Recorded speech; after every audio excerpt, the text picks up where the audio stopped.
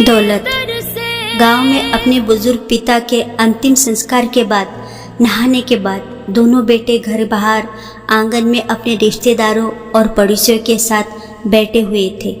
कुछ लौट चुके थे और कुछ वही अब तक एकत्रित थे।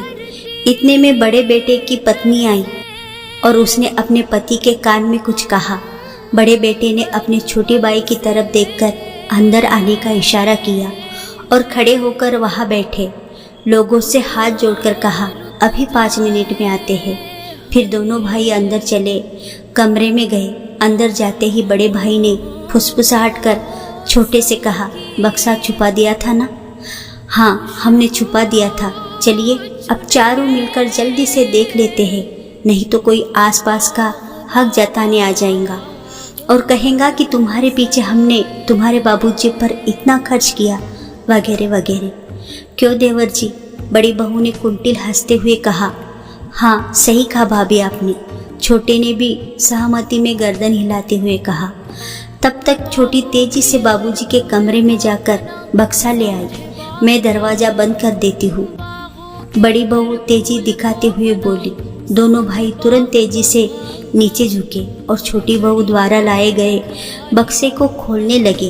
अरे पहले चाबी तो वो ऐसे थोड़ी ना खोलेगा, मैंने आते ही ताला लगाकर चाबी छुपा लेती।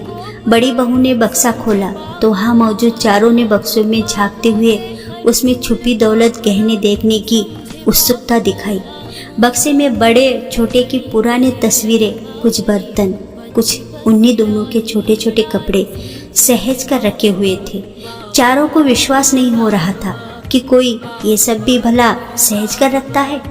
उन्हें उम्मीद थी बाबूजी यह गांव में उनकी स्वर्गीय सासू माँ के गहने, रुपए इत्यादि संभाल कर रखे हुए हैं, लेकिन यहाँ तो चारों के चेहरे निराश से भरे हुए थे कि तभी बड़े भाई ने कहा, मुझे तो पूरा विश्वास था कि बाबूजी ने कभी अपनी दवाइयों तक के रुपए नहीं लिए, तो उनकी बचत के रुपए और माँ के गहने इसी बक्से में रखे होंगे, लेकिन इसमें तो।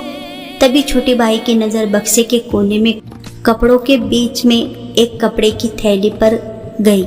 उसने तुरंत आगे बढ़कर उस थैली को बाहर निकाला। ये देखकर सबकी नज़रों में अचानक चमक आ गई। सभी ने लालची नज़रों से उस थैली को टटोला।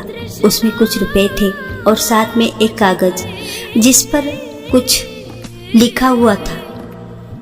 छोटे भाई ने रुपए गिने तो लगभग 20,000 रुपए थे, बस, और कुछ नहीं है। अरे कागज पढ़ो, जरूर किसी बैंक अकाउंट या लॉकर का होगा, बड़ी बहू ने कहा तो बड़े बेटे ने तुरंत छोटे के हाथों से उस कागज को छीन कर पढ़ा, जिस पर लिखा हुआ था, क्या ढूंढ रहे हो? संपत्ति? हाँ, यही है मेरी और तुम्हारी माँ की संपत्ति, तुम्हारी बचपन की वो यादें जिसमें तुम शामिल थे, वो पल, वो खुशबू, वो प्यार, अनमोल पल आज भी इन कपड़ों में, इन तस्वीरों में, इन छोटे छोटे बर्तनों में मौजूद है। यही है हमारी अनमोल दौलत। तुम तो हमें यहाँ अकेले छोड़कर चले गए अपने भविष्य के लिए, मगर हम यहाँ तुम्हारी यादों के सहारे ही। तुम्हारी माँ तुम्हारे देखने को तरसते हुए, और शायद मैं भी। अब तक तुमसे कोई पैसे नहीं लिया, अपनी पेंशन से ही, मगर तुम लोगों को हमेशा इस बक्से में अनमोल दौलत है जानबूझकर सुनाता रहा। मगर बच्चों, ध्यान देना, अपने बच्चों को कभी अपनों से दूर मत करना, वरना जैसे तुमने अपने भविष्य का हवाला देकर खुद को हमसे दूर किया, वैसे ही।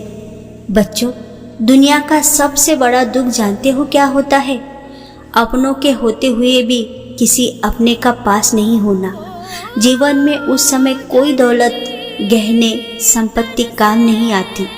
बच्चों, मैं मरने के बाद भी तुम पे बोझ नहीं बनना चाहता, इसलिए ये पैसे मेरे अंतिम संस्कार का खर्च है। पूरा कागज पढ़ते ही बड़े बेटे के साथ साथ छोटा बेटा भी फूट फूट कर रो पड़ा। तो दोस्तों, आशा करती हूँ ये कहानी आपको ज़रूर अच्छी लगी होंगी, तो प्लीज़ लाइक, शेयर और सब्सक्राइब ज़रूर कर दीजिएगा। Thank you.